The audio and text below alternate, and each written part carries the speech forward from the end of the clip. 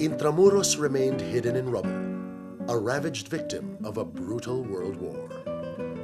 But slowly, the city that was once the jewel of an empire emerged from the rubble.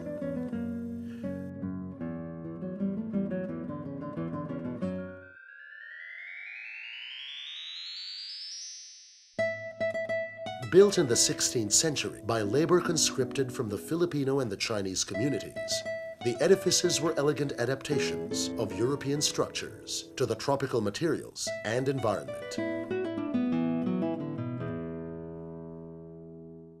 For over 3.5 centuries, Intramuros was the center of a new nation, cobbled by the Spanish colonizers from the diverse islands and cultures of the Philippine archipelago. The walls are what characterize this historic heritage.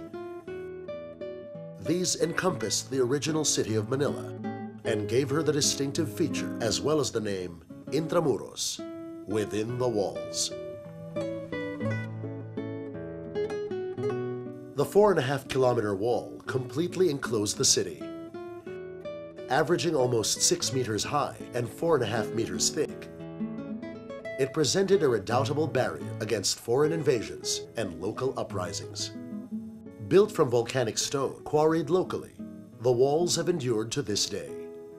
And today, through the efforts of the Intramuros administration, almost all of the damaged parts of the walls have been repaired or restored. Soon, the only remaining gap at Maestranza along the Pasig River will be rebuilt. Secure gates allowed entry into the walled city. Puerta Real, or the Royal Gate, was the main portal and led to the Governor General's residence and to the cathedral. The landscaped garden at Puerta Real has become an alfresco venue for concerts and other events that showcase Philippine culture. Postigo del Palacio was the small gate for the exclusive use of the Governor General and the Archbishop.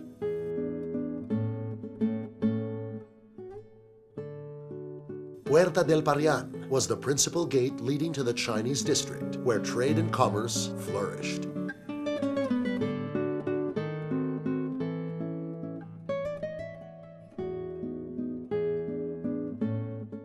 Puerta Santa Lucia was built in the 17th century.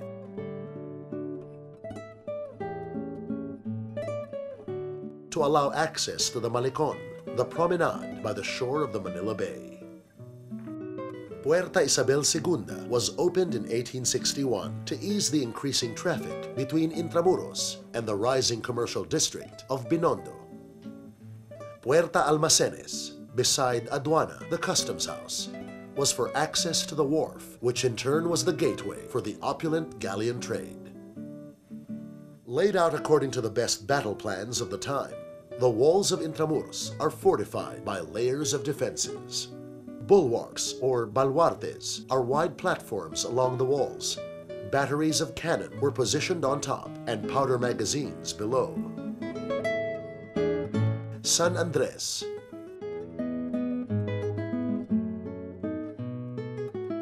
San Francisco de Dilao,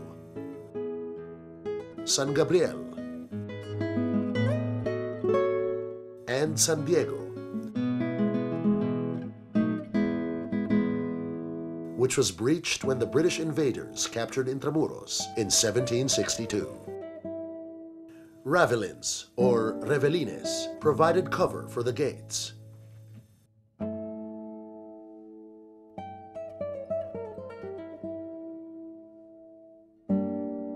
The redoubts, or reductos, are smaller but well-armed independent structures outside the walls that could fire on the advancing enemy or those that have reached the walls.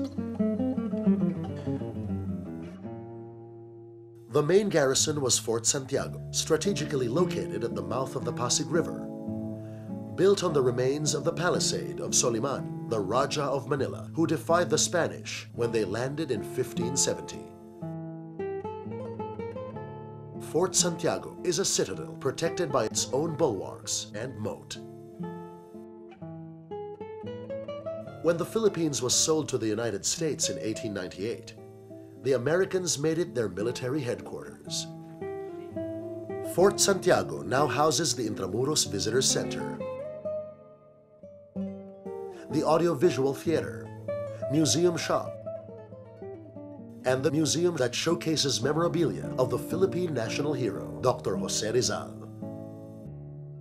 In the works are the reconstruction of the American barracks as a restaurant and the Almacenes Reales as a venue for functions.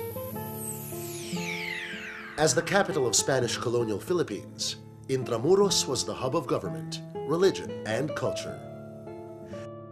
The Palacio del Gobernador was the residence of the Governors General. The Ayuntamiento housed the colonial administrative offices. During the American occupation at the turn of the 20th century, it became the legislative building of the Philippine Commonwealth. Aduana, the customs house at the docks. Intendencia, the public treasury. These historic buildings, scheduled for restoration, will significantly add to the character of present-day Intramuros. Intramuros was also the seat of the Catholic Church, the other prime mover of colonization. The Manila Cathedral was the grandest building, and it evolved through the centuries as it suffered fires, earthquakes, and invasions.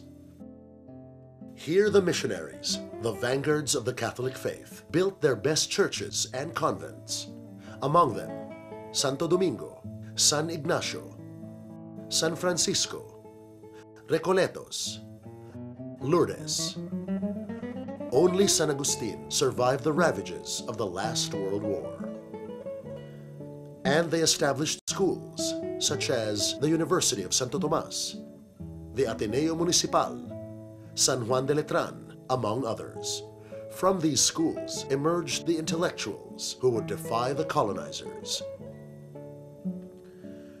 The residences adapted to the tropics. Wooden columns that resisted earthquakes better than stone foundations, large windows for maximum ventilation, steep roofs to shed torrential rains. The best examples have been rebuilt in Plaza San Luis, a cluster that includes Casa Manila. As the commercial entrepot of Asia, Intramuros allowed its residences to be showcases for the unique melding of cultures. Here, the works of Philippine craftsmen stood side by side with those from Europe and Asia. The flavor of old Intramuros has been maintained by the restoration of other structures and by designing new buildings in the colonial style. Intramuros has survived ravages of time, natural disasters, wars, and neglect. As it has done so many times in her past, she is again on another threshold in her evolution. The parks and public places within the enclave are being revitalized.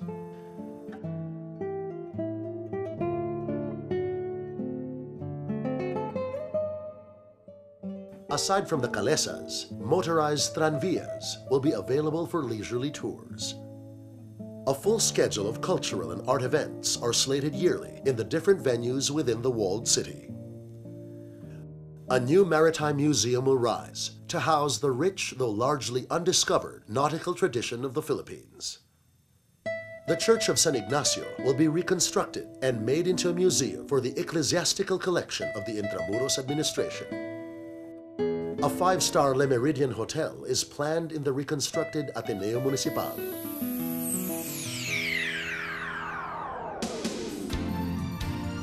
As she has done so many times in her past, Intramuros, the walled city, rises again, steadily shedding off the veil that has concealed her charm, revealing to us and the following generations a priceless heritage that resounds through the centuries.